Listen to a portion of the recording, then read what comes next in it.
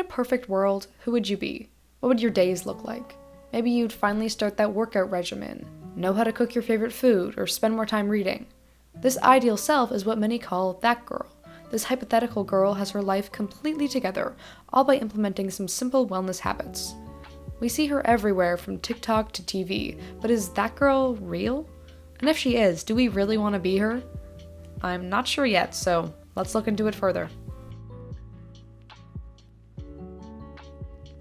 With a name so vague, it's no surprise that that girl refers to a variety of attributes.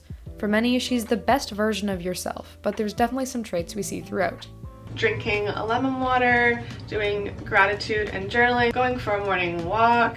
That girl is often effortlessly pretty, sporting the no makeup look and giving off model off-duty vibes. But it's her lifestyle that really defines her. A healthy diet and overall life featuring things like lemon water, green juice, perfectly arranged bowls of fruit, and matching workout outfits. A thing of blueberries, bananas, Greek yogurt, broccoli, cucumber. That girl usually has a routine that includes meditation, yoga, waking up early, journaling, an extensive skincare routine, and a to-do list. I am now going to start writing out a to-do list for the day as well as for the week. She boasts a tidy living space and, most importantly, gets things done. Often, we're told that that girl is inherently successful, and acting like her is the first step to becoming the best version of yourself. I feel like another aspect of being that girl is like, you already have your ish together, so like, you get ready for the day before the day even gets started. You know, you do your hair, you do your makeup, you get all dressed. As all this implies, her lifestyle is largely tied to her aesthetic, focusing on living a life that is not only healthy and productive, but visually pleasing and marketable on social media. After all, the real life that girl is almost always an influencer, documenting her perfectly planned life through night routines and what I eat in a day videos. While this trend has boomed in popularity on TikTok and throughout the pandemic, the concept isn't entirely new. After all, we've seen years of the it girl occupying the public eye. It goes without saying that we've always held perceptions of what a successful life looks like. Variations of that girl can also be found under other names. Arguably, the ever-popular girl boss holds many similarities to that girl.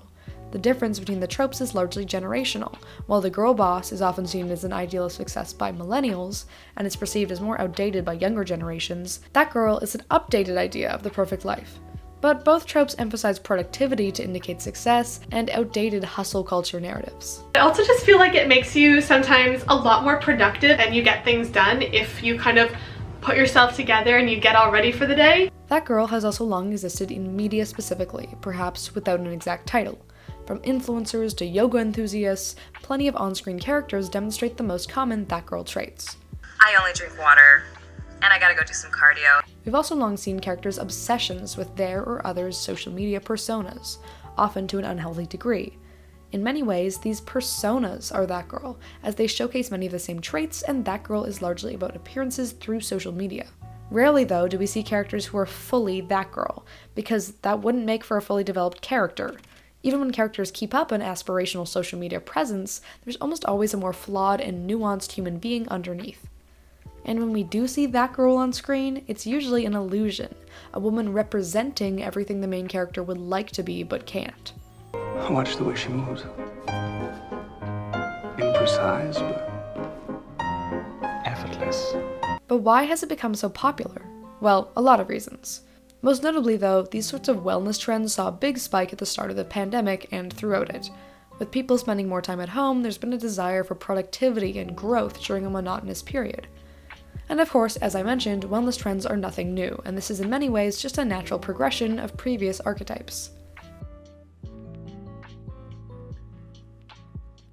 There are some clear reasons, then, behind the rise of this trope. But beyond the context of the pandemic, people are often drawn to these sorts of tropes. The question is, why?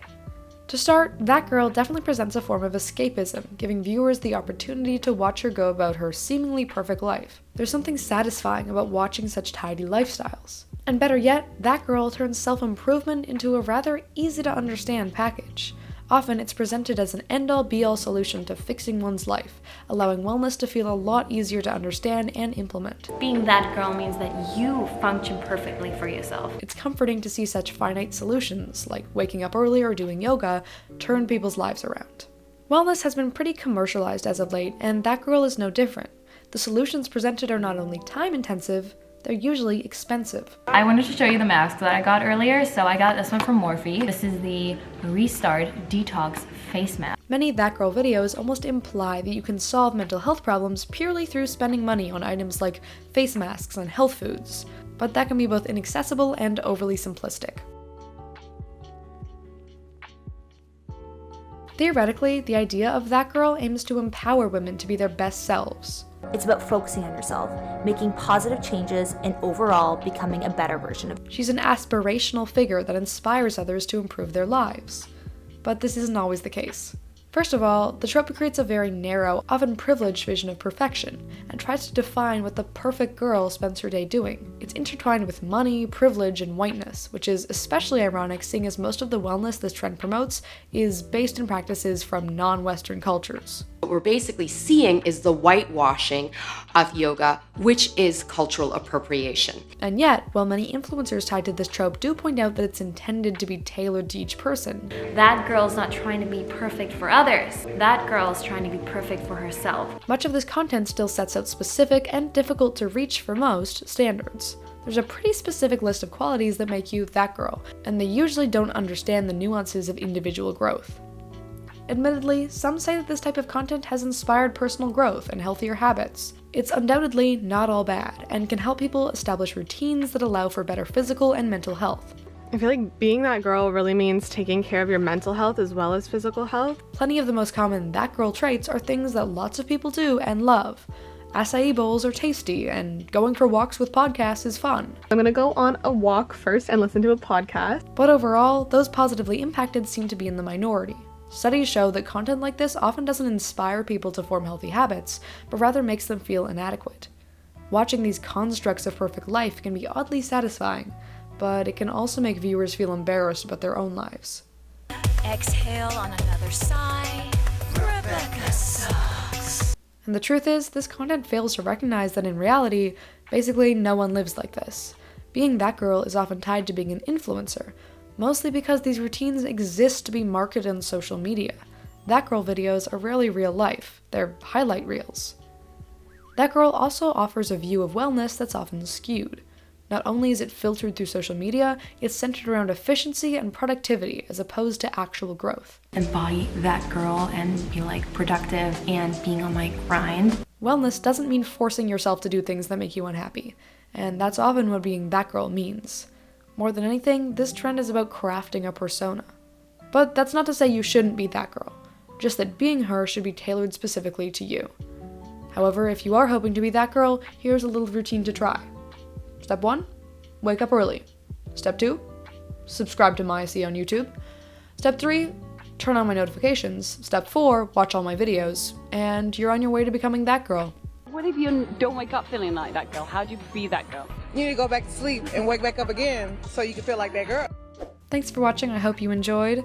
I know this video was a little more centered around social media than some of my past videos, but I don't think my next video is going to be like that.